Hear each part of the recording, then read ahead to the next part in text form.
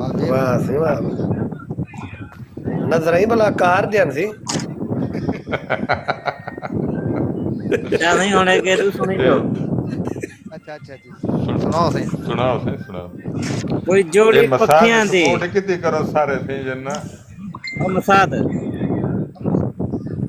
तारे को कोई जोड़ी पखियां दी तेरे सारे जिस्म विच छीले वाला सरदारी भी बंदा है भाई कुछ आ क्या कुछ हूँ ये जरा छीले क्या वाला नहीं बंदा आया पे अच्छा इडो एक ए छीले वाला कुछ आता ले वही छीले वाला हिंदी तो समझ नहीं लगी वह मेरे को पता नहीं क्या आ गया हाँ कि इडो ला जी 6 नंबर वाला कुछ आगे 5 मिनट क्या कुछ आगे नुक 5 मिनट परदेसी ढोला शलजी में ढोला वैसा नहीं जगह छीले वाला